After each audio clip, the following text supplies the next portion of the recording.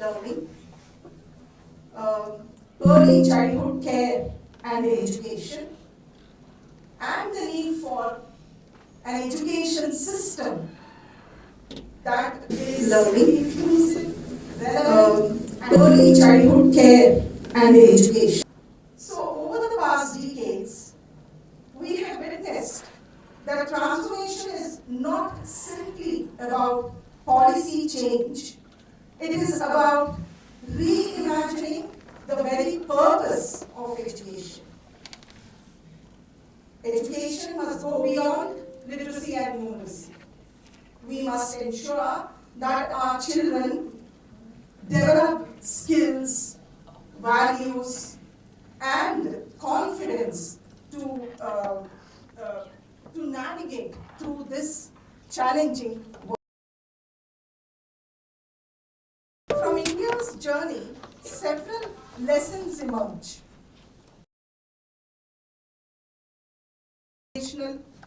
Literacy and numeracy underlines the importance of ensuring that every child is able to basic numeracy regardless of background and learns basics early so that it is ready for schooling. And we also have the early childhood care and education, which was very recently started in our government schools. Since after the NEP 2020, we see that how important this early 6 years is for the child. What he learns, how he learns is very important for him to face all the challenges of further learning or probably even higher education too. Innovative approaches like the Nalikali approach, which is activity-based, joyful. We have been having this since almost 25 years in Karnataka, but still we have not been able to break the pathways and say that every child in Karnataka can read and write with comprehension. Why? Evidence-based learning enhancement programs, especially since after the COVID, we have had many in Karnataka, the Kalika Cheturike, Kalika Balavartane, Marusinchana, Ganita. We have been having a lot of programs, and in spite of all this, we have not been able to achieve 100% outcomes, just like our Vice Chancellor Sir said. In spite of various inputs, we have not been able to give outputs or outcomes even. Most of our children in grade 3, many of them, about 40% of our children at grade 3 have not attained grade appropriate competencies, and as we go higher at grade 6 we see about 60% of them have not achieved, and at grade 9 we see about 70% of them have not attained grade appropriate competencies. So probably this is where, like Sir again said, that research and policies will have to go together so that we can see what kind of strategies, why is learning decreasing as we go higher in the ladder? Why aren't we able to build on a child's learning? Similarly, from Peru and South Africa, we learn about community-driven models, integration of indigenous knowledge, and the power of partnerships in overcoming systemic inequities. The central message is clear: transformation requires collaboration. Governments, educators, civil society, researchers, and communities must come together, not to separately, not as separate actors as such, but we all should co-create and bring about a change. Various strategies like this, perhaps constantly they are required in a system to cause ripples of change which will ultimately lead to a transformation perhaps. As we look ahead, perhaps we need to focus on three priorities: equity and inclusion, reaching the most marginalized learners, ensuring inclusiveness of girls, children with disability, and children in rural and remote geographies are not left behind. And then we have to look at innovation in pedagogy, making learning experiential, competency-based learning, and rooted in real-life problem solving. A curriculum which will help children to be creative and learn problem solving. Whole child development, integrating health, nutrition, social emotional learning, and 21st century skills into the main curriculum.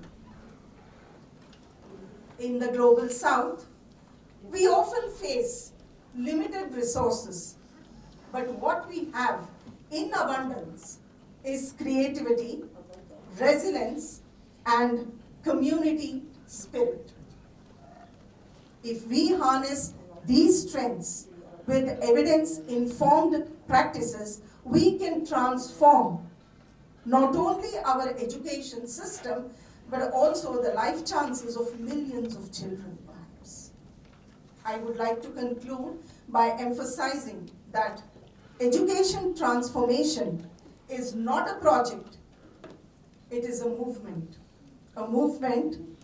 where every teacher, every parent, every policymaker, every child becomes a partner in shaping a future that is just, inclusive, and full of possibilities.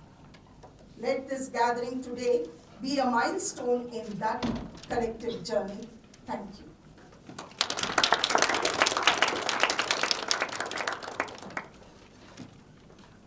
Thank you so much, ma'am, for those very powerful insights. I may request everyone to be on the stage, the panelists, the speakers, so that we can have a photo op, and then we move to the panel discussion. We have ma'am, Pushkari, Professor Anne, Ms. Valeria, Professor Rania, sir, and Dr. Srihari and Mr. Amit from Dream Dream.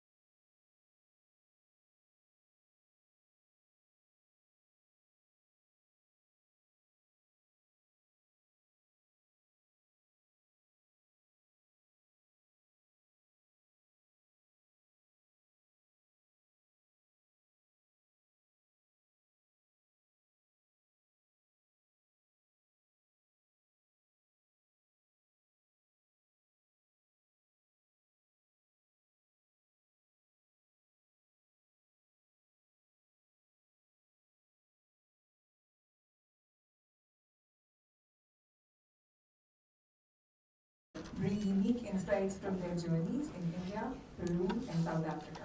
Bring unique insights from their journeys in India, Peru, and South Africa. With that, I would like to invite my first panelist for the day, Ms. Valeria. Ms. Valeria Duarte is a educator from the University of Lima, working at the intersection of education and communication since 2021. She currently leads the research team at Enseña Peru. Her experience includes conducting research in rural contexts, applying participatory methodologies, fostering inter-institutional collaboration, and carrying out qualitative analysis. Valeria is pursuing a diploma in public policy at the University of Chile and holds a master's degree in social and cultural communication from the International University of Valencia. I welcome you on stage, Ms. Valeria.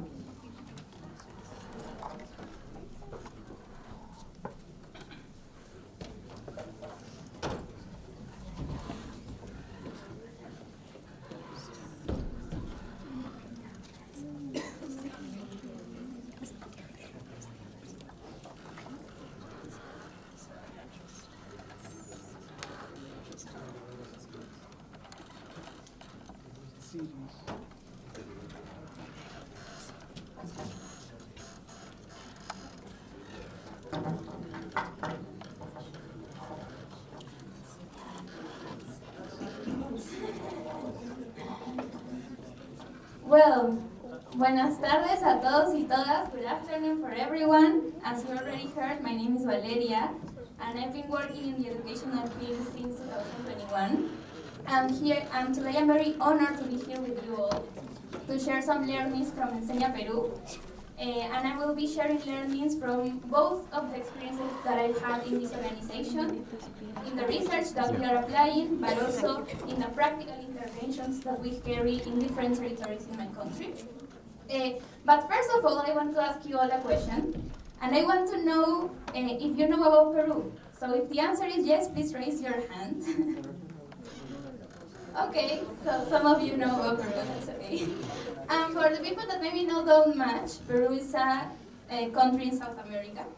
Mostly known from Machu Picchu and ceviche, but it's a country that holds a very large diversity, and that diversity that makes us unique is also one of the reasons why our system of education is so complex to govern. And in fact, we have the second largest educational system in Latin America, holding 9.4 million students. I know that for India that is not such a big scope. But in Latin America, it's the second most largest. And according to our policies, we have two principal policies that guideline our system. First of all, we have the national curriculum, that it was created not longer than 10 years ago, specifically in 2016. And it moves us towards an education that is more connected to the 21st century competencies. It established 31 competencies specifically, and also a profile from the students that we want them to achieve after they finish the basic educational process. And on the other hand, we have the National Educational Project, and I want you to think of it as the long-term vision, or the guidelines of the long-term vision that we want to our system. So if we want to see both them together as a metaphor, we will think about the national curriculum as the building blocks, and the National Educational Project as the blueprint of the house that we want to build. And in that sense, sorry, I forgot the animation. And in that sense, I want to ask you another question. If you have felt that maybe some of the national guidelines not always respond to the local context, please also raise your hand. And that is also a tension that we have in Peru. As I told you, we have a lot of diversity when it comes to cultural and geographic diversity. And in that sense, national policies are really necessary because they establish like a principal guidelines. But when these principal guidelines encounter this contextual and locally context, is when barriers start to appear, structural and cultural barriers. For instance, in local communities we will see a governance that is often vertical and it is very often intertwined with adult-centered mindsets. Also, we would see low trust between actors in the local level. We will see lack of infrastructure and materials, and we will see a big tendency to undervalue community knowledge, especially when it comes to rural communities. And I think that in these challenges we can agree, and a lot of Global South countries can agree. And if we want to understand like the results that the Peruvian system is having, accordingly to the 2019 results of PISA, Peru was ranked first, but in a school segregation based on socioeconomic level. Based on our national assessment, in rural primaries, only 17 of every 100 students understand what they read. So that means that in my country and in many countries of the Global South, learnings are not happening equitably. And that is something that as Enseña Peru we want to change, and we want to help reduce this gap. And for you that maybe don't know what Enseña Peru is, Enseña Peru is a non-profit organization that is part of the global network of Teach for All. And we've been working for more than 17 years in our country with the mission of developing a movement around leadership, multi-actor leadership, in order to achieve transformational education and a system change. And during that process, we've learned, and more than learn, we have reaffirmed that transformation in education is not just about like improving or changing a structure. It's about shifting mindsets, how we engage to each other, how we build trust to each other, and how we share purpose along what we want with our education. The Peruvian context when it comes to education, it's formally decentralized. That means that we have three levels: the national level, the regional level, and the province level. Each province are guided by local units that are called UGELs, and each UGEL is invited to contextualize the national policy in their territories. This is something that not often happens because of different challenges, but we take advantage of the fact that our system is decentralized. That is why every time that we work alongside the UGEL, the first thing we do is to co-create an educational priority. What is an educational priority? It's a common theme that will guide the co-intervention that we are going to have in the communities. It could be different things: literacy, student leadership, prevention of violence, improving mathematics skills, different things. It will depend on the necessities of the communities and the interest of the communities. And based on that, coalitions will naturally emerge. Public sector, private sector, civil society in each of the territory will gather based on this educational priority that will give coherence to the path of transformation that we want to achieve. For instance, I'm sharing with you two of the examples that we have at Enseña Peru. Ancash is a region, so Efecto Ancash is a regional coalition of 9 organizations that work alongside an educational priority. Ascope, it's a province coalition that is most focused on literacy. So once a territory has an educational priority, coalitions emerge. And our role as as a non-profit organization is to strengthen that coalition. We do have a role in that coalition, but we are just there to strengthen, to guide, and to help in whatever they need. But it's the community, each community who at the end is leader in this process of transforming education. And also, once a priority is established, our programs as organizations serve as vehicles to try to achieve the goal of each of the priorities. So, as I told you, Enseña Peru has the mission to build a movement around leadership, multi-actoral leadership. That's why we have different programs that are focused on different stakeholders in the systems: young professionals, principals, teachers, students, families. So each program will work with each of the stakeholders. And the most important component of our intervention, besides the programs, is the ecosystem management component. This component talks about coordination, articulation, and co-creation of spaces based on the priorities, promoting the leadership of various stakeholders in the educational community.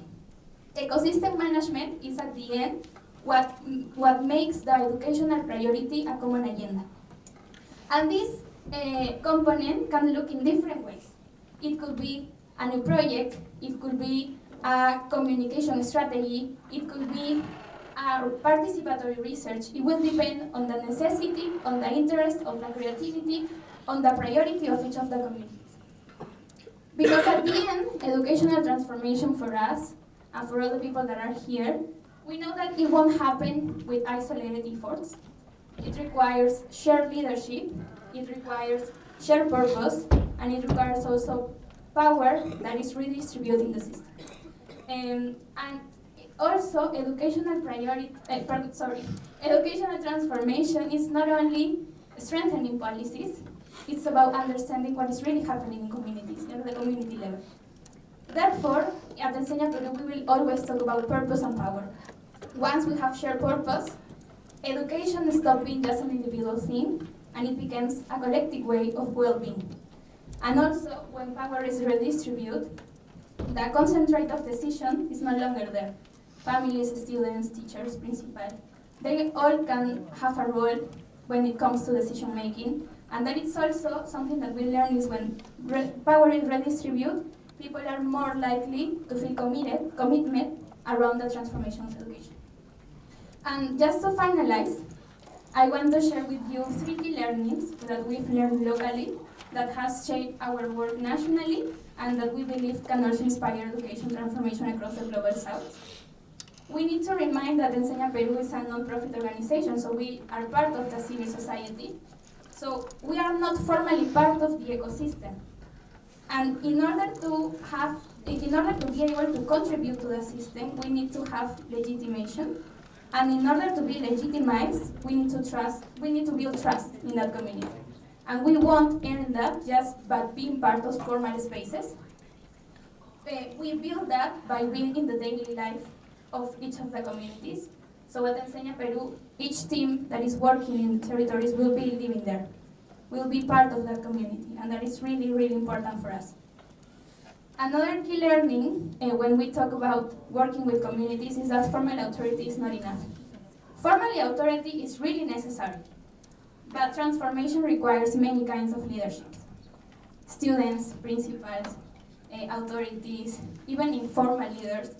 And our role as civil society is to help identify, connect, and strengthen those leaderships in order for them to be able to have a role in the system, even though it's not formal.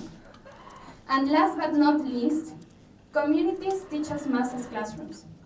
We do believe that ancestral knowledge, that cultural practices, that collective way of living are in fact spaces of great knowledge. And that is something that is not open to discussion for us for many countries in the global south. So recognizing this is not optional, it is what makes education legitimized. And at the end, educational transformation must be seen as something that is built with communities and for communities that we serve. And thank you so much for listening to my presentation.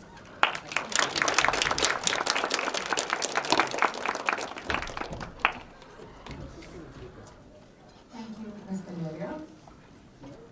Our next speaker, Dr. Pushkarni Panchabuki, is an associate professor and associate dean at the School of Economics, RV University, Bangalore, and executive director of the Center for Research in Education Studies and Training, a research center based in RV University.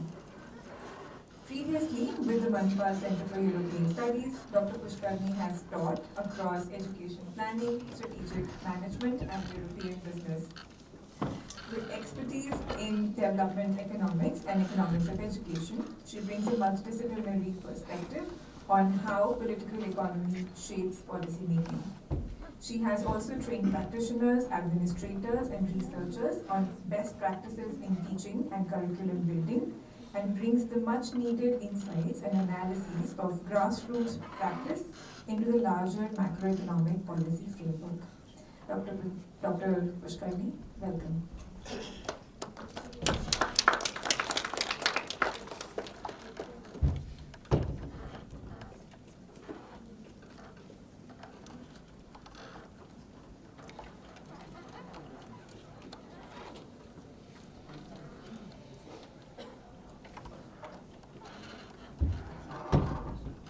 Thank you very much. Team Dream a Dream and all of you here, my students, my fellow panelists, and my colleagues, and a dear guest from the government. And I'm so excited to have her here because without you, all our talking is just talking in the air. We need you here because we need you as a part of the implementation. So my topic for today is education as a driver of inclusive economic growth. We just heard from Ms. Valeria, and her perspective is entirely from on the ground practice, just as my fellow colleagues from Dream and Dream. But I would have a slightly more academic orientation since that's my training. So we'll begin with understanding what is inclusive economic growth. And for me, it's a classroom here, all familiar students. So what is inclusive economic growth is where we will start. And I'll just take the first definition here among the three. It says inclusive growth seeks to boost national wealth and well-being while reducing poverty, ensuring equity across generations, and preserving economic freedoms. This is Ruchira Agrawal, which is on the International Monetary Fund site as a blog. Now, a very important term here is, yes, inclusive growth would mean we're taking everybody together, but there's this important term on economic freedom. So let's look at this little figure here. And we are seeing on the one side, which is talking about how free are you. What is pro-freedom, what is anti-poverty and anti-rich. Okay.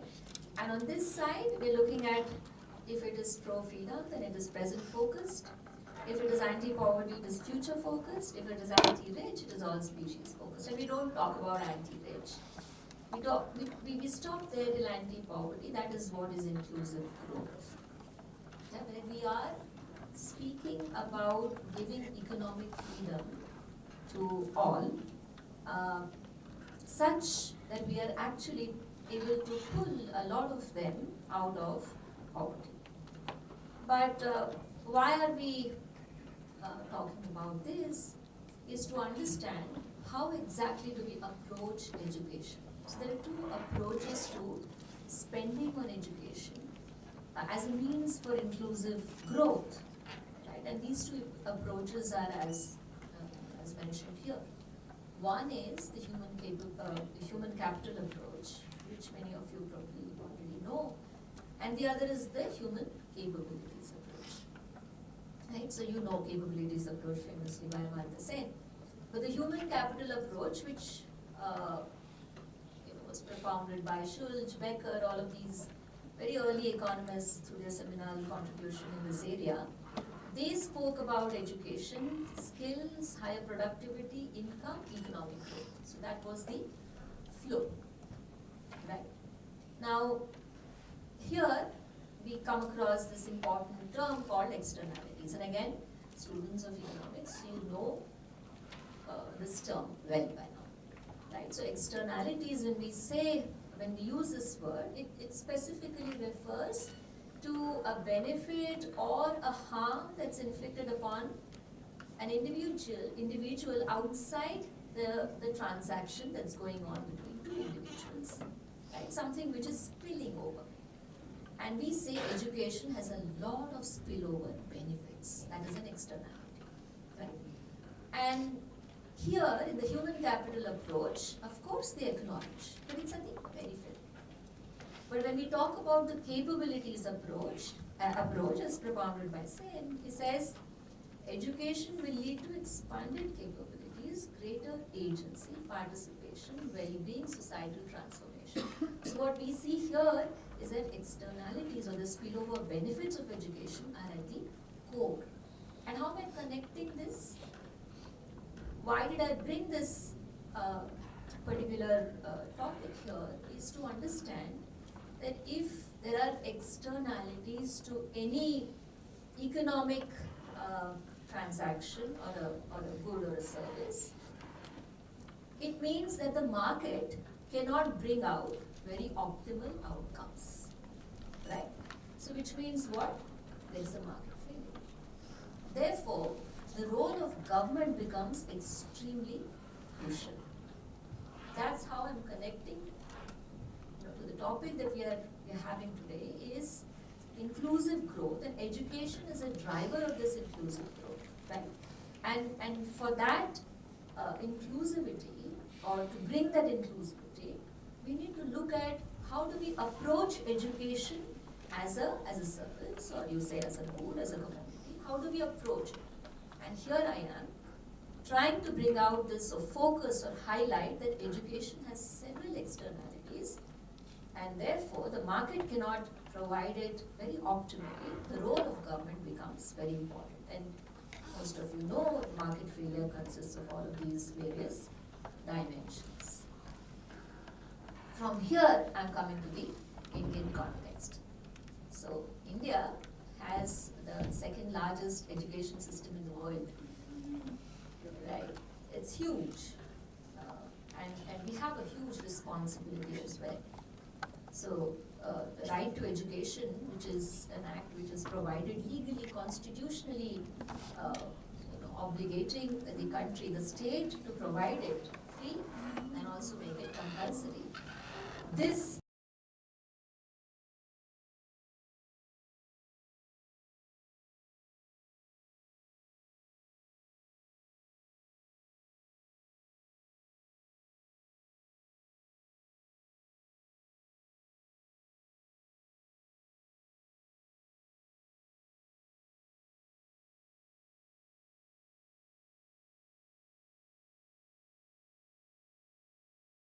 was these three time periods that I have taken here. And what do we see? Can someone quickly tell me what's the trend like? Yeah. What is declining? Government schools. Yeah, it's declining. The share of government schools, the enrollment in government schools is very, very prominently declining. So I'm building an argument here, you can see. Similarly, here you can see states with highest share in private schools in India. We've listed these few states who are at the top. And you can see states like Goa have 83.8% of private schools, of all the schools. Similarly, Maharashtra. And sometimes we would wonder, Kerala? Yeah, we have Kerala there. All of these states. Also, we talk about not just the number of government schools or the share of private schools, but also the kind of facilities that are being provided in government schools. So let's just take one case, look at the government part of it, and here the private part of it, okay? So you will leave the government aided for now. We look at the government schools and we look at the private unaided schools. And let's take the reference period as 2021-22, and let's take internet connection only, which is at the top. Okay, so we have different facilities here listed on this graph. Functional electricity, drinking water, girls' toilets, library, functional computer, and internet. And I am looking at only the internet connection, which is at 24.2%, 2021-22 in government schools. And it's almost 60%, 59.6 in private schools. Right, so even when you look at the facilities, we are failing. Similarly, I talk about the number of universities also here, and we see that the number of private universities are much higher than government universities. So I'm coming to this slide now. This is called as the elusive triangle by very famous educationist J.P. Naik. And this actually is a classic problem of choice. Choice, we know economics is all about all about choice. How do people make choices? And here we are. There is this triangle, as you can see, with quantity on one side, quality and equality. So these are the three, goals which are kind of, they're coming in conflict with each other, right? And because of limited resources, we say, oh, what do I choose? If I choose quantity, then do I have to forget about equality? Or when I choose quantity, do I give up quality? Right? This has been our constant struggle in India, and I am sure in global south, right? So let's look at quantity and how we have exploded. There has been an education explosion of sorts in our country, with enrollments, if you can see, 2021 and look at 1950-51. Between all levels of education, there's a comparison here, and you can see that at the primary or the elementary level, we have achieved almost 100%. So that's something laudable, right? I'm sorry. Similarly, the number of schools, if you can see, the number of schools, you can very clearly see the trend is there, are rising. Universities, they've just expanded exponentially. But then what about quality? So as Malcolm says, and just because you have colleges and universities doesn't mean you have education. This so perfectly fits into what we are discussing today. So if you look at the learning outcomes, like ma'am was mentioning in her keynote, we haven't achieved. If I take only Karnataka, you can see the percentage of children in standard 5 who can read a standard 2 level textbook. It's at 45.7 in 2014, which is bad enough, but it's gone down further. Not even 50% of the students can read, of children in grade 5 can read a grade 2 level textbook. And this has only gone down. Of course, we can blame COVID. Similarly, what's the quality of higher education? I have not focused much on either, but I'm trying to give a picture here. So even at the level of higher education, we see 42% of graduates under the age of 25 are unemployed. 85% of engineering graduates not immediately employable. 65% of MBA graduates unemployed. I do not know what's the status of BSc economics students. Now, having said that, we come to the third point, the third dimension of equity. Let's see, where are we? So look what the data shows us. There are huge dropout rates, and they're very clearly among these sections of our society. The scheduled castes, the scheduled tribes, the girls, and you can also see this is more in secondary education. Right? This is really high at the secondary level. Again, if you look at the global gender gap index, this is, you have to pay a little attention to understand this particular figure. So on the right it says how many years it will take to close the gap between girls and boys, or so on and so forth. So if you look at this here, it says 20 years to close the gap in education attainment. Okay?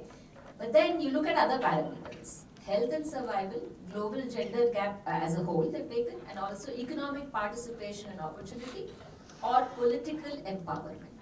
Now these other characteristics or the other dimensions, we would think, okay, they're separate. Why are we bringing it here at all? We only look at education attainment. No, it doesn't work that way, because education has a huge connection with all of these dimensions, which is what we discussed in the beginning. Right? Education has so many externalities and external benefits, one of them being political participation increases as education increases, right? Or your health and survival possibilities increase as your education increases. Also the other way around.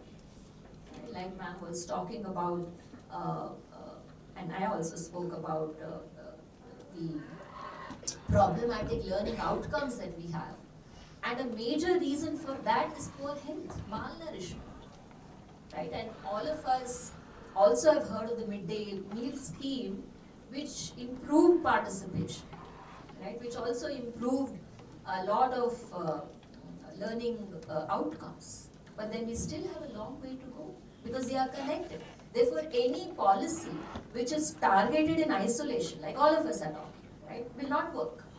We will have to target at development, not education development per se. Right? And inclusive means all of these. So why is there government apathy towards education?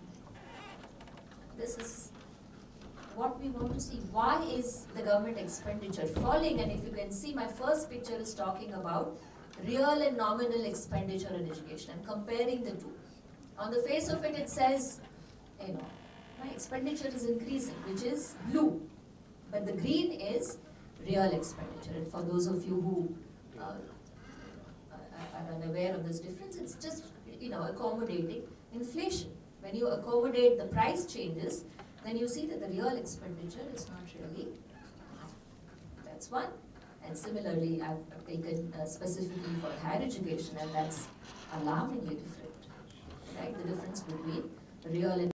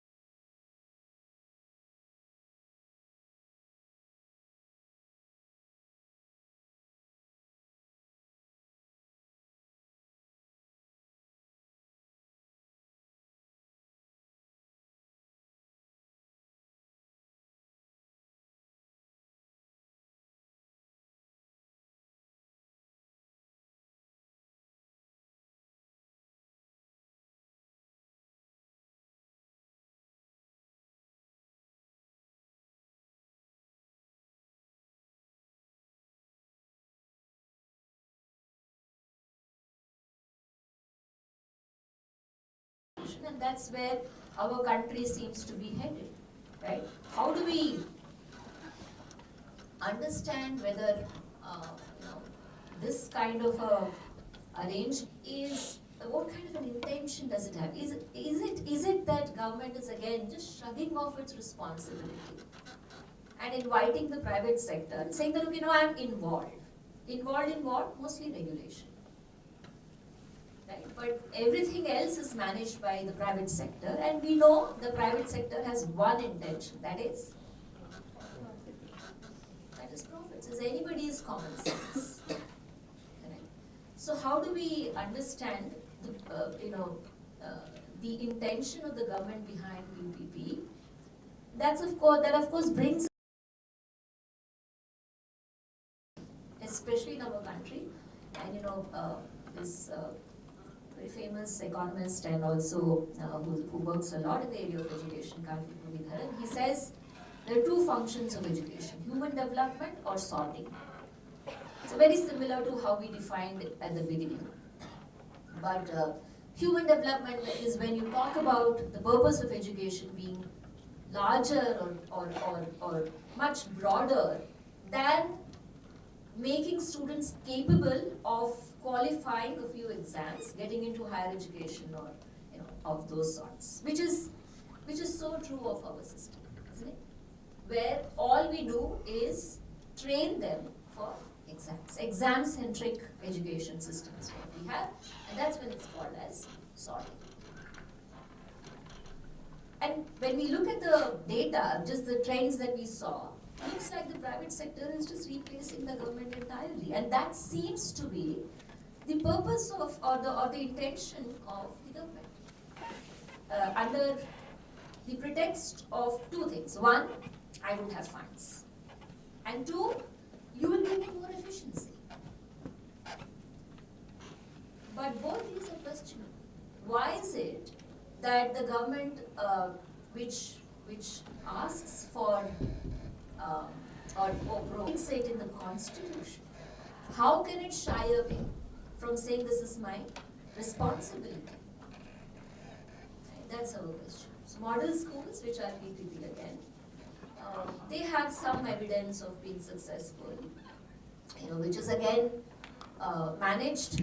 There's a lot of autonomy given to the private sector, and the government is only regulating such schools. So the idea that comes to our minds is, once this is established, the government will say, okay, now done, now you run it.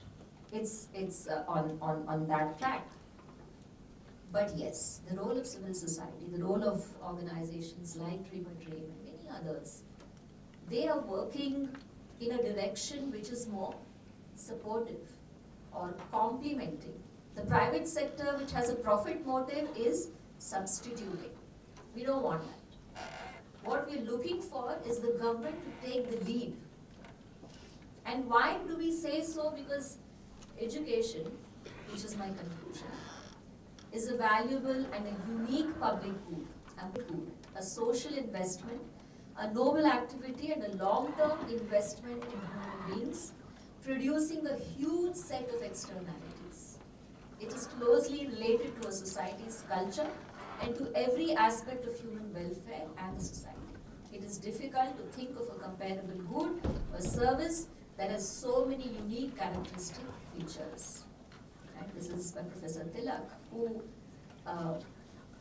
argues in this direction, and that is my argument also today, that education must remain a priority for the government. It cannot shy away from this responsibility. Thank you very much.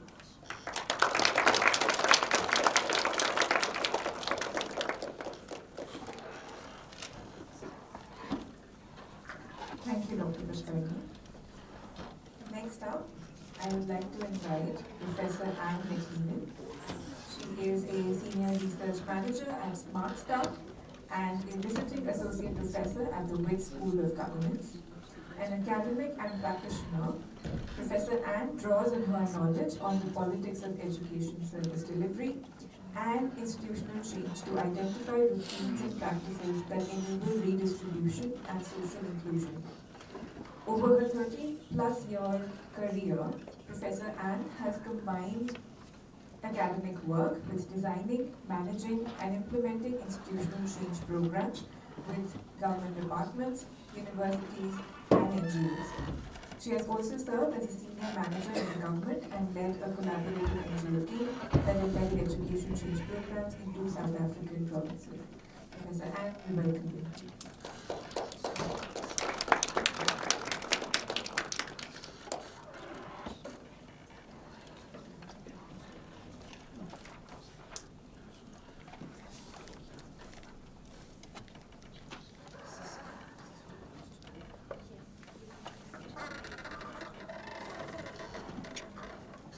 Hi, everyone.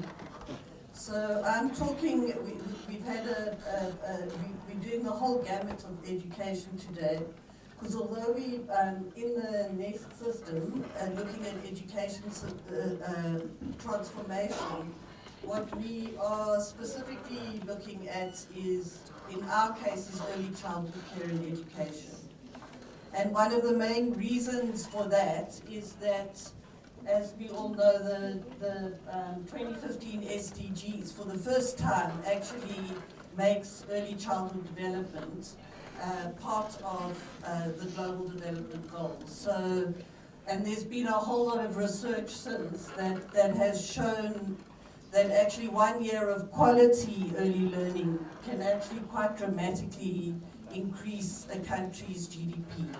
So in addition to what you've already heard about what needs to be changed and why, we actually need to start earlier. And in fact, if it was up to UNESCO, it would be from naught. But what we focus on specifically is the age group 3 to 5. So before they go into formal education. Where's Ben? So what was the problem we're looking at specifically in this research? It's the fact that although there's a government and a policy commitment to provide universal early childhood, I'm going to say early learning, otherwise I get mixed up. There isn't a system in South Africa to provide it. So our formal schooling system that we have was an amalgam actually of something at the end of apartheid, 27 different education departments and hundreds of pieces of policy, and that was put into one National Education Policy Act, and we had 9 provincial education departments that deliver education at national level. They just do policy. But in that process, early childhood development was pretty much left to do what it had always done, so it operates as a quasi-market. And increasingly one that's less around race, which was the case before, and much more around class. And that's because our society was divided by race, and as the changes have come with democracy, increasingly the ones who benefit from education, whether it's early learning or higher education, are the middle to upper classes. And those are, yes, both black and white, although white still have most of the privileges. So really, Smart Start as an organization was established 10 years ago, specifically to provide affordable early learning to kids who were marginalized. And those would be kids who were affected by geographical, gender, race, poverty, those kinds of equalities. In South Africa in particular, the geography is defined because schools and South Africa was divided up into areas. So some of our provinces are much wealthier than others, so we've got horizontal inequity as well as through levels of government. So the big question for Smart Start as an organization was, how do we provide affordable early learning for these children who would never ever have had early learning before? And like all of you, children in South Africa, 70% can't read for understanding at the end of 3 years of foundational education. So a similar thing. Smart Start's assumption was that the reason for that is because they're not getting the preparation they need in terms of early learning. So our research approach was to do 2 things. One was to do a context mapping so we could position, we could understand what we were working with in a deep one. And then a case study of how Smart Start operates to actually use community capacity and process to do this transformation. And I'll talk about it a bit at the end, what Smart Start thinks it can do. I'll skip that bit. So this is what the concept model looked like. So the things that on what's that? Right side, access, quality, etc. Those are the things that fit across all parts of our educational system. In fact, it's the only thing that's coherent in our education system is disadvantage. So whether if you're born in rural KwaZulu-Natal, even when you get to public schooling, you're going to be disadvantaged in relation to someone who's in an urban area, and more so to someone who's born in a privileged family context.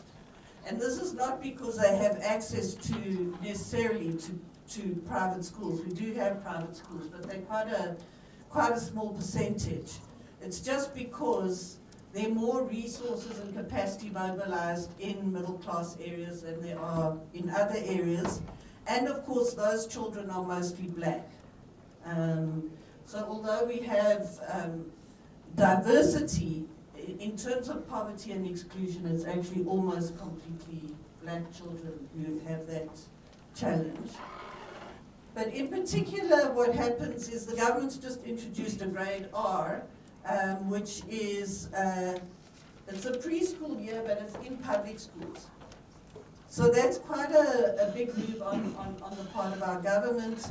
And for many families in very poor areas, it's an important one because the kids get a meal at those schools. So they're getting nutrition as well. And in fact, in our research, we found that lots of children, if they couldn't get a meal in their little center that they were at, they actually tried to get into grade R early because actually the meal was more important than anything else. So this is sort of how Smart Start works. And the idea behind this process is in fact that you can go to what they call societal level, thank you, completely distracted me now. You can get transformation if you can enable a relationship between government and NGOs, but by using a specific platform that everyone can use. In other words, the platform creates coherence and alignment across the system, which means you don't have to do everything the same, but you do have to be working towards the same goal. Because I think that's quite an important thing. And I mean, it's a challenge for government, this idea that, you know, policy, it treats every school as the same school. And so the way they do it is that they actually have a system where a social franchise which contracts with NGOs across all our provinces, who in turn recruit practitioners, which are local women in communities, and they are supported by coaches which the NGOs provide. And the curriculum is taught, the women are trained for 2 weeks. And in that 2 weeks, they learn what we call the daily routine. It's a 3-hour program. And they've done 2 rounds of outcomes based on early learning, developmental indicators, and a study which shows that children who regularly do that 3-hour program, when they get to school, they are able to function at the appropriate developmental level for their grade. So they've learned all the cognitive, social, socio-emotional, numeracy, etc. Processes. And where they're at now is actually trying to formulate a relationship with the Department of Education so that network can be expanded.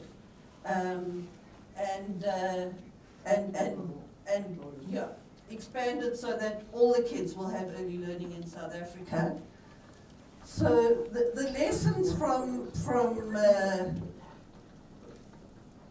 if we're thinking about system transformation, I think, from South Africa and Smart Start, so from the early learning perspective, is that you need to think about alignment across education systems as well, horizontally. So from preschool into schooling and then to higher education or technical education, etc. The big one and important one is you have to do access and quality at the same time. I mean, that's the key learning around the development goals in general, is it's fine to have bums on seats, but if you're not learning anything, it makes no difference, you're just throwing money away, basically. So in these contexts where there's inequality, poor resources, etc., you have to be innovative about finding early learning. The other thing is, part of what the platform does actually is it's creating a system. Because there isn't really a government system, an established government system, a lot of what's happening here is about system creation so that you can transform. Big thing about multi-stakeholder coalitions of state and non-state actors, which we've heard about quite a lot.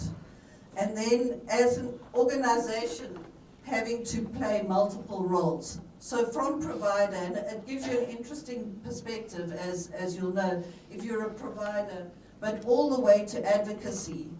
And the next big thing they're looking at is also trying to build about a social movement so that people see that early learning is important. Because often parents are reluctant to send their kids because they think they can stay at home with me. Okay, thank you.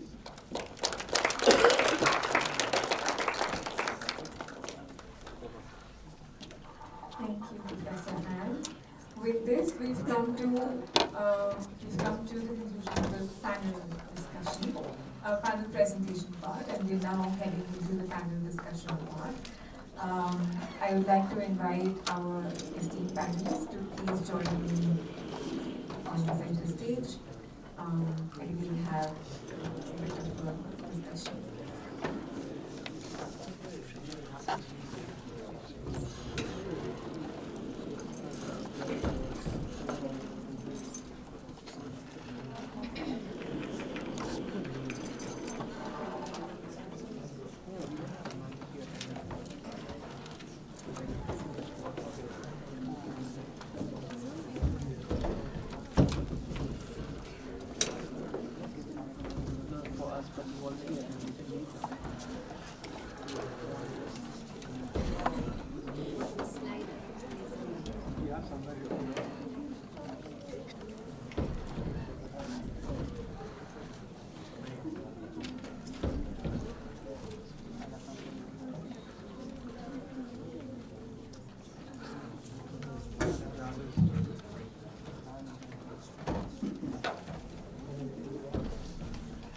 I hope I am audible. And thank you once again to all the panelists for their thoughts, their insights, several, I would say, diverse experiences, not just in terms of context, but also the insights that came through the process and through the presentation. So really, really grateful for that. So my first question, and we'll have a couple of questions before we open it to the audience, and then we can have and we could have a discussion with the students. So my first question is to Dr. Anne and Ms. Valeria, based on your experience and given the practitioner organization experiences that you bring. You spoke about the different stakeholders that are sort of involved in the education ecosystem, and they're coming together as part of your practice in your individual context. So, and we see there is, in a way, a different pathway that is emerging to reform. So if you could speak a little more about this pathway that is emerging and how it is different or challenging to the dominant ways of reform, or dominant ways of policy reform? And how do you see this particular way, this emergent way that you are seeing in terms of policy reform? How is this going to sustain eventually? How do you see that happening? So if I could start with Valeria and then move to Anne, if that's okay. Thank you for the question, Shilpi. I think that is a very important question. Well, at least for the Peru side, we see a lot about PPP. It's mostly what we see nowadays. Actually, all the work that we do is PPP work. And we work mostly with mining companies, like as the private sector, and this PPP in Peru will mostly be with that type of companies. And therefore, we not work like focusing on the school, but we work territorially in a model that is top-down, but also bottom-up. And since we started the partnership, it's very important for us, for all the partners to understand what we are looking for, how we are working about that, and also what is going to be the role in that. Once we have this partnership and we establish these educational priorities, it's easier to understand like the role that we are going to have in this process. Commitment is not going to look the same for all the stakeholders that are part of transformation.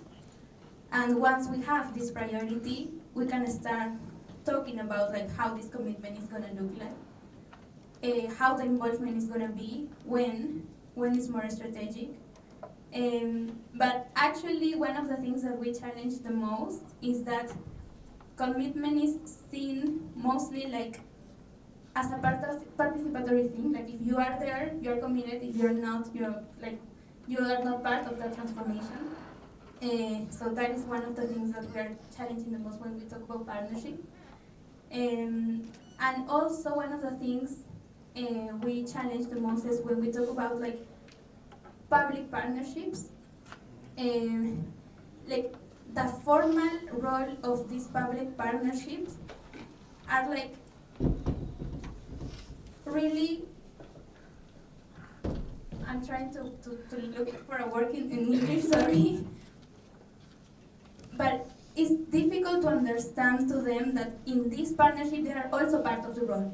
No, it's very true what you said, like related to the fact that once this partnership exists, it's very easy for the government to say, okay, let's go. Yes. So it's very, very important to, in this clarification of the roles, also focus on the role of the public participation.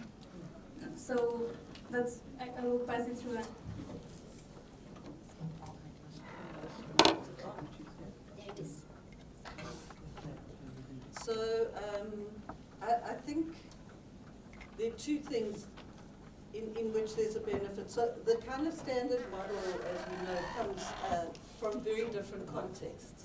The kind of, and it assumes that if you put in these governance reforms, you change these policies, then it's going to work. Everything's going to work and we're going to be fine. And we all know that's not the case, certainly in our context.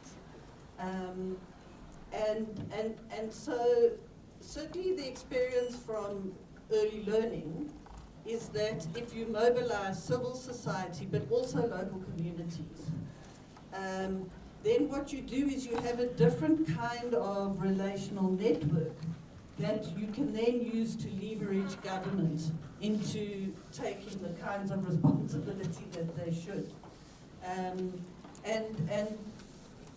But that wouldn't work in our formal education system, I have to say, and that's partly because in the schooling system, teachers are very well organized, they're unionized, and one of the tensions, in fact, around the early childhood education in building this network with government is around the idea of qualifications. Because teachers have to study for 3 years, the 4 years, they get accredited, etc., etc. Here we've got women with 2 weeks of training. But the thing is, it works, and that's the real new part. You have to try and find out what works, and you have to manage those tensions. But you do need to get government on board, because you can't only do it with civil society, because in the end, government provide the policy, which you have to have, but they also hopefully will eventually provide the macro funding. Which for early learning in our context, if you reach a certain standard as an early learning centre, you get a per child per subsidy per day. Where they really need it is for people who are starting out. It's much more important for them to get the subsidy. Because for some of the practitioners who provide those schools, they're never going to be able to reach that level, because they're in very remote areas, and they just won't be able to do it. So I think, yes, you need partnerships, but you have to understand those partnerships are political. You have to work on them. You have to change the narrative. And you have to sort of create a way for people to find each other.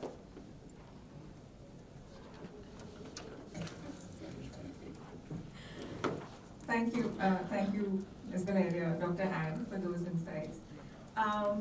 My next question is to you, Dr. Pushkarni, given your background as given your space, you are in the space of academia as a researcher.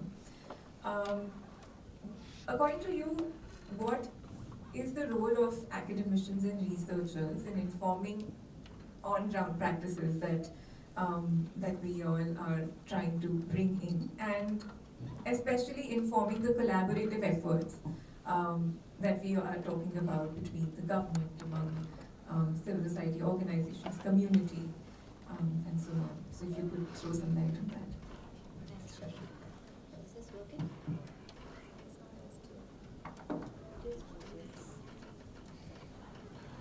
Yeah. So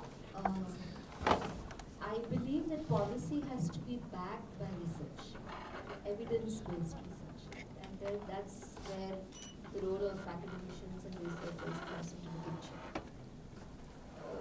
So researchers, they are not only going to inform in the sense what's good, but also what works.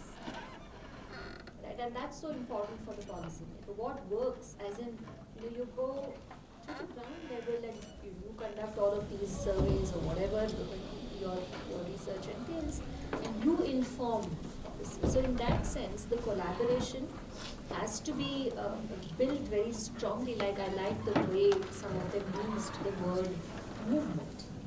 Ma'am used it in her speech, and I was really impressed. And similarly, I think you also used it. It's a movement requiring this kind of a collaboration, where there is trust, but there is also evidence. The trust is not just just because we are somewhere, but it's also evidence-based. So academicians also have an understanding of the best practices around, and this is another, and which is what we're doing now. So when they are speaking and we are wondering, oh, I never knew that they have learning outcome problem just as our country has, right? A huge one, right? So in fact, when Pratham came out with its first report in our country, it came as a shock, because policymakers were going on and on with their policies and stuff, like what you said. Put in so much. Input was there, but what input? Input without any understanding of whether it's working or not, and what will work, and what's going on. And that, I think, when the report came out, that, oh my God, there is so many children who cannot really read, even 3-4 grades, earlier, then it feels like everything was a sham. So this is the role of academicians or researchers. Thank you, ma'am. And what you spoke about, collaboration and trust, and evidence building and trust going together is an interesting point, because often evidence is seen as very objective and trust is something that is always lacking in that space. So thank you for that. This next question is for all three of you because you represent the global South context and through your respective experiences. So while there are lessons that emerge from your respective context, and we've heard those lessons, speaking about building that relational network or building trust in the system, focusing on shared purpose. There was also mention of redistributing power. So these lessons that are emerging, it's a two-part question actually.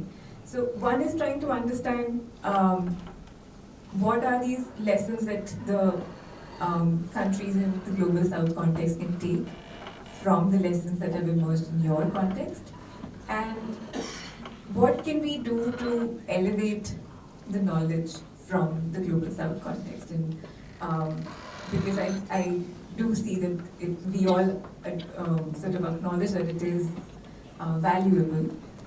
How do we elevate that knowledge reaching the space? So perhaps we could start with Dr. Anne, and then Valeria, and then Dr. Pushkar. Okay. So I think one of the big lessons is that quite often our approach to change is the theory of change and logical models. It's the if this then that. We assume that things will if you do this then that will happen, and so it's linear. And I think what the Global South shows is that it's always iterative. The context changes and you always have to renegotiate, reposition, rework what you want to do. So I think that's one of the things is that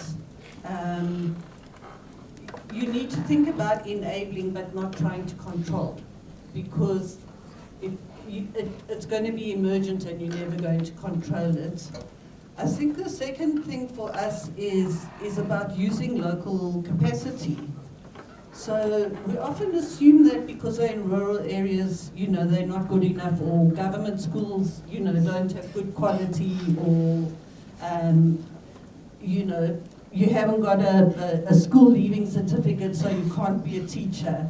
And I think if you can move beyond that and understand that people can learn how to do things, and that allows you to provide an affordable model of learning for children who would never have it anyway. And just one little thing, sorry, I know I'm talking too long. But one of the things we did find is that traditional authorities in our context, we have quite a few of them, and so they have control over a sort of traditional area. If you get them involved in the early learning sort of the whole process, they take it over. And so that's another benefit, is once it's theirs, and then they're the ones who continue the process. So you don't actually need someone who always organizes for you. I'm just trying to see. The other thing is, yes, finding ways to accommodate informality, I think. And to accept that things are being informal doesn't mean that they're not good. Because in most of our contexts, actually, informality is the way to go.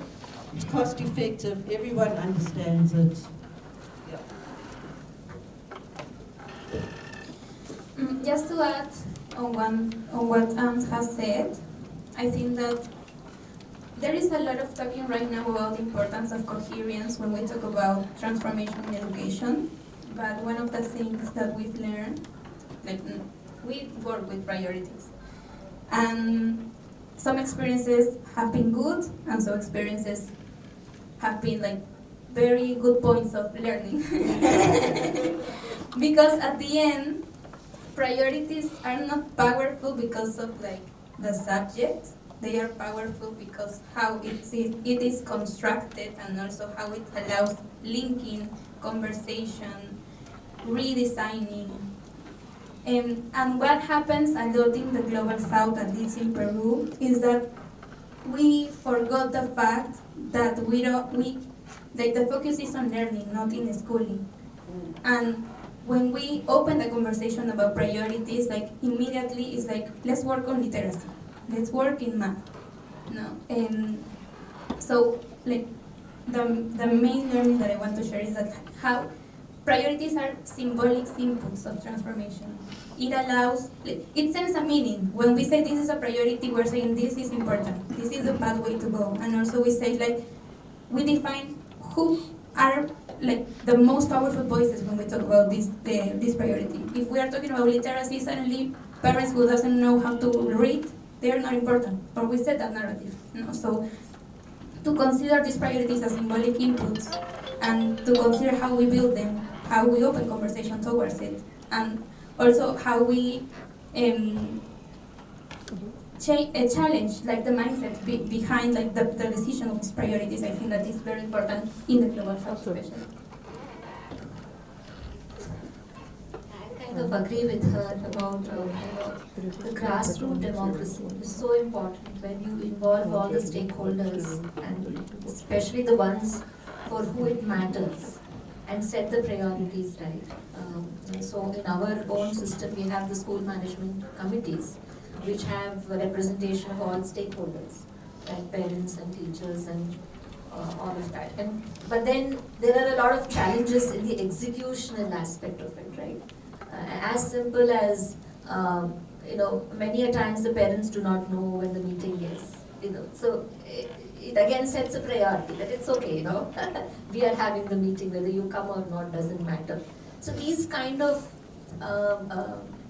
movements again need to exist. This is one of the important learnings. But apart from that, I think what we have understood from our country's experience is that inputs alone don't matter. How effective they are, I think matters a lot. For instance, again, Karthik Muralidharan, he says that it's not about recruiting more teachers or paying them high. Those things have not shown, again research based, not shown a correlation to improving outcomes, learning outcomes. But if we link teachers, kind of an award system to the learning outcomes, that would perhaps be more effective, and it has shown out to be more effective. Right? So this is one. Then of course, our assessment practices. This is the thing which is again talked about so much. How are we assessing the students? In our country especially, it's all exam driven, test driven. But can we go beyond that? So of course that means, what is your pedagogy? That means teacher training. Right? And what's the teacher training that happens in our country? Teacher training, for instance, I was just sharing this with one of my colleagues this morning, that Delhi teachers were sent to Finland to see what their practices are. Wasn't that fantastic? I mean, that would have given teachers a different level of motivation altogether. Suddenly they're being heard. Suddenly they're being noticed. Suddenly they're being talked about in a sense that, look here, you can actually progress in your career and you can make a difference, which is missing so much. The trust in teachers is so pitiably low. Because we think that they come to schools only for money, and they sign and they go away. We speak so much about teacher absenteeism. All of these things, of course, which research has it otherwise. It's not. Azim Premji brought out such a wonderful research and showing that no, it's not about teachers are not absent. Teachers are actually most often sent on other school duties. And another. Who was sharing this? Just to peel the eggs which are to be provided in the midday meal, it takes such a long time for the teachers. They are supposed to be doing it. Are they supposed to teach? Apurva, was it you who mentioned this? No, okay. That was you. Yeah. So these are the aspects which need a lot more focus, realistic understanding, isn't it? That all these are linked: assessment, pedagogy, teacher training, all of that. And finally, I think I keep mentioning this, that why is the role of government not clear? Why is there so much ambiguity in their role? Is something which I keep wondering, especially when you understand that this is such an important area.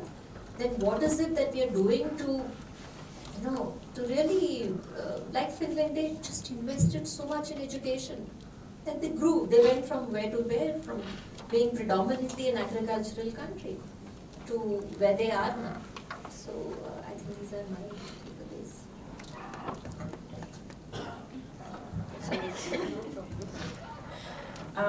Thank you so much to our panelists for sharing their insights and answering my questions. I would like to invite the audience, if there are any questions that you would like to ask our panelists, anything that is. I can see a hand there, so if my colleague Ravi can help us out.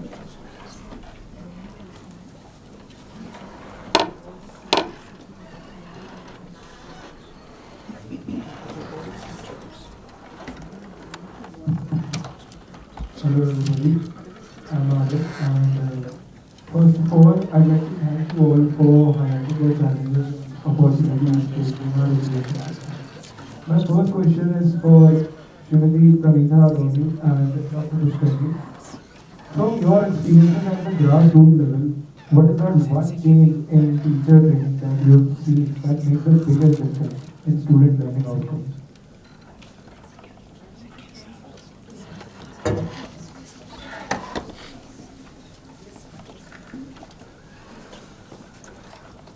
Actually, empowerment of teachers is very critical for improving student outcomes. And but then probably we have to see if the training is translated into the classroom processes. That is key to teacher capacity building. And so here, monitoring and supervision makes a big difference. After training, how do you support them? How do you mentor? Are you able to give on-site trainings? This becomes very important. So probably just the 5 days or 10 days training will not become sufficient. We will have to support them with a lot of on-site and mentoring, and if this is done properly and we ensure that it is translated into classroom processes, there will definitely be more improvement in classrooms. Thank you. I have to add what she's already said. But I can tell you that I think involving teachers in major decisions, especially policy-related decisions in topics, is a very crucial way of getting the teachers to own their teaching, their profession. For instance, I can talk about your happiness curriculum. And I met, this is my teacher from Delhi, and she was saying this happiness curriculum was given to us, and we were just supposed to follow it to the T, without questioning, without asking, nothing at all. And that's a problem, right? Where we again feel that teachers, you just follow like robots because you don't really have too much of a mind to apply. You don't know what's best. They know what's best in class. They know how diverse the students are.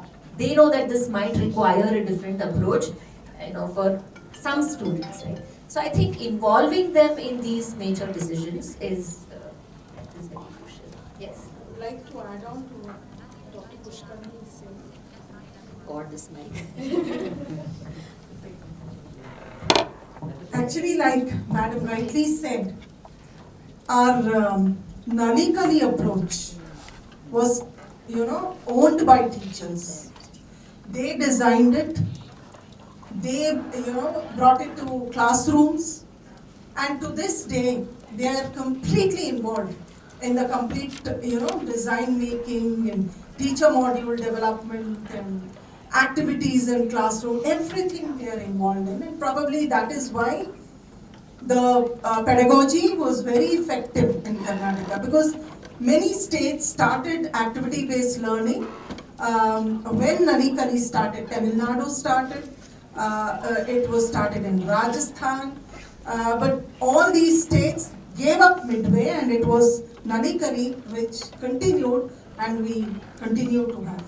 So I think because it was a teacher-owned driven program. Thank you, ma'am. My second question is for the panelists, specifically Ms. Valeria and Ms. McLennan. Each of you brings perspectives from different countries. What is that one innovative practice from your country that you think could inspire or be adapted in the global south context or in India as an upbringing measure? And how can students and young people in universities like RBU engage more actively with this transformation? Just a clarification, are you asking about innovations? Basically, innovations and learning practices that are followed in your country.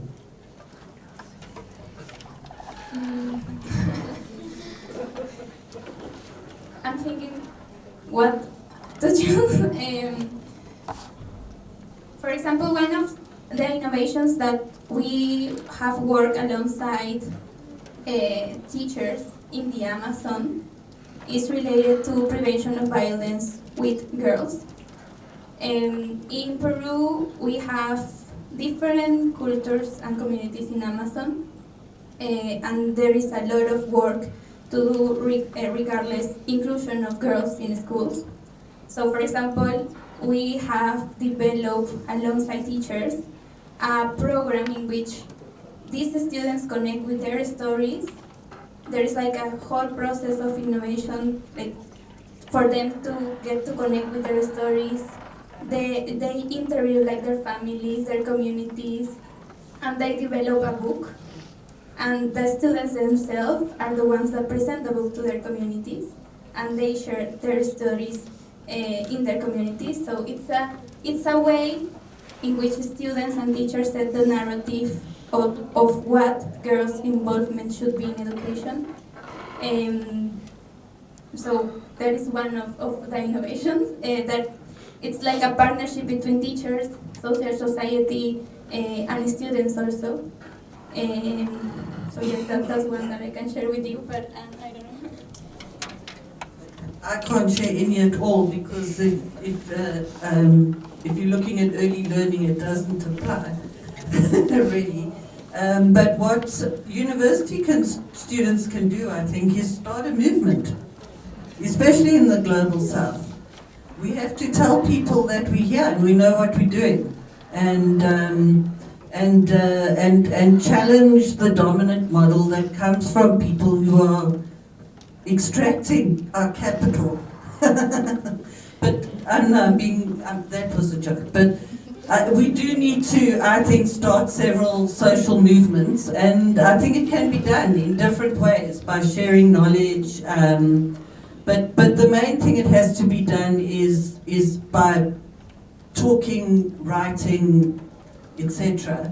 A colleague of mine once did a review of articles in an international journal to see how many Global South articles actually, how many people from the Global South were authors of articles that were selected.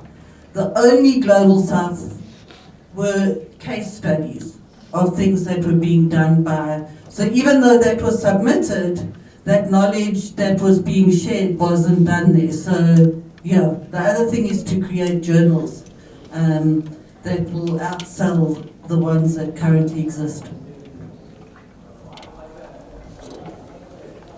Thank you so much, and Dr. Vishkanti as well.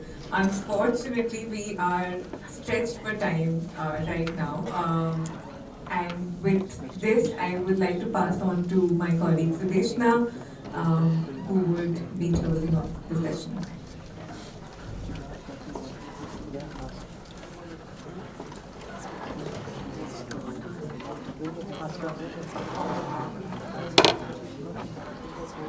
Thank you, Shilpi. Thank you, esteemed panelists, and good afternoon, good evening. I don't know what it is anymore. It's been a long session.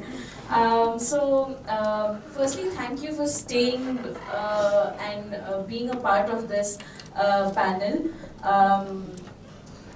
I mean, we have traveled to Peru, South Africa, and come back to India in this span of 2 hours. So without taking much time, I will just recap and reflect on what was discussed. We came together here for a clear purpose to learn how transformation is taking root in the education systems of India, Peru, and South Africa, to understand the role of civil societies, partnerships, and to bring global South knowledge from the margins to the center. So, we also wanted to ask a very practical question, something that Apurva started with, which is what does it take to build inclusive and equitable education systems, ecosystems that enable every young person to thrive. So, from the presentations, from the varied presentations, we understood about the contexts of Peru, South Africa, and something that is commonly coming out is the varied diversity of each country, and the kind of challenges as well as the kind of similarities that are potentially coming up. So some common points that are coming up, which I would like to take also from Pramita ma'am's speech, was the first and the primary objective is reimagining the very purpose of education. And then moving on to having local and contextually adapted changes that influence the entire systems. Trust in the teachers, in the community, and also partnerships as the backbone of transformation, and equity and inclusion remaining at the center of all of these changes, whether in teacher development, school systems, or early childhood care. So, from the moderated discussion, what emerged were very interesting insights, I would say. A varied kind of reflection based on all the contexts that we are from. Now, again, there are so many common threads, but also there are so many contextual differences, right? But what stood out was also a point of commitment that came about participation from all the stakeholders in an organization. Real change requiring civil society and building relational networks at the local level, while also ensuring government does not step back from its duty. Policy must be backed by evidence, something that is coming from being in an academic institution such as our university, and having this work more as a movement than as a collaboration, built on trust but also on solid evidence. So I think what we do understand is that change is not linear. While logical models and theories of change may look neat on paper, in reality the process is iterative and adaptive, and I think that is a great insight to take away from this discussion today. I would like to conclude on what all this discussion kind of means for us. And of course, there is no single takeaway from this, but I would like to reinstate that as Professor Unyal, as ma'am also mentioned, that transformation is not a single program. It is a practice of listening, partnering, improving, which is guided by dignity and equity. Civil society brings energy, proximity to the ground, and the courage to try new things. Governments bring scale, continuity, and the duty to include every child. Universities and public policy institutions anchor evidence, train leaders, and protect long-term vision. When these actors move together with communities, transformative change in education can be kind of visible, I think so. So I think we go ahead with that. We take these learnings and we close our discussion on having more such Global South voices and Global South dialogues, and as well as South to South discussions, and not just practices borrowing from the North maybe. So yeah, I think let's carry today's energy onto our next conversation, next partnership, next classroom, and the transformation we want is not far away. And as Sir mentioned, we also go ahead with Wings of Hope, and that's hopefully the kind of takeaways that we go away with. Thank you. I will now pass on to Apurva to close the session. Thank you so much, Rachna. And I'd just like to take a moment to thank everyone who's been present here, especially the School of Economics and Public Policy, the RV University, Professor Runyal for giving his time, the Registrar, Dr. Shahana Gowda, who built this space so that we all can come here and visit and have these dialogues.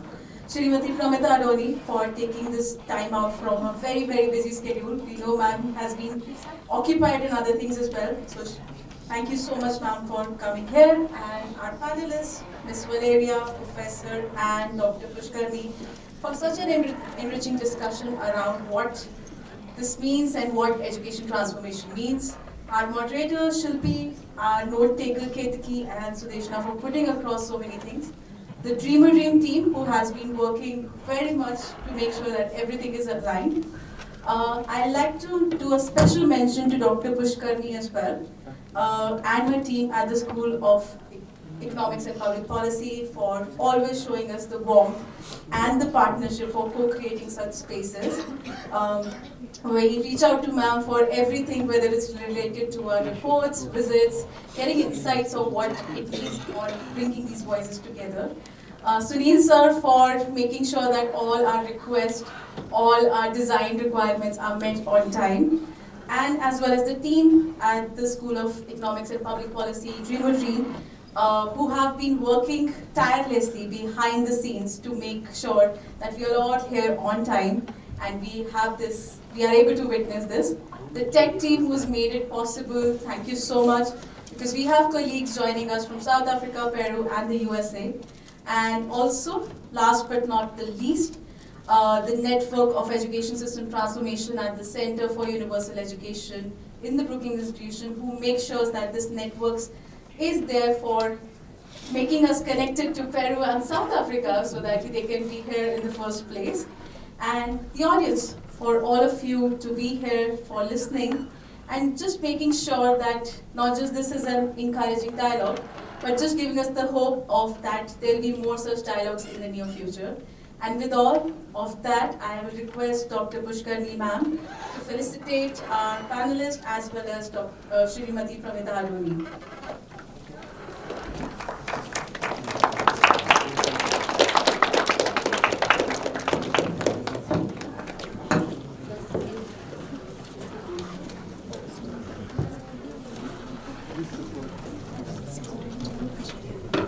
If you could come a little further.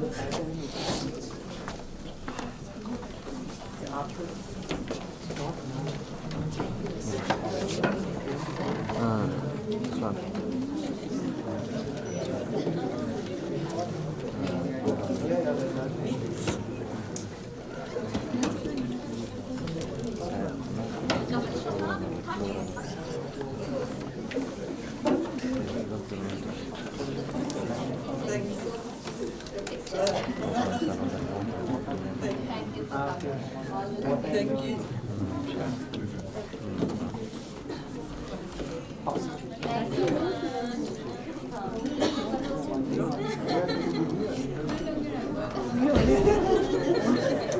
And with this, we close today's discussion. Again, thank you all for your time and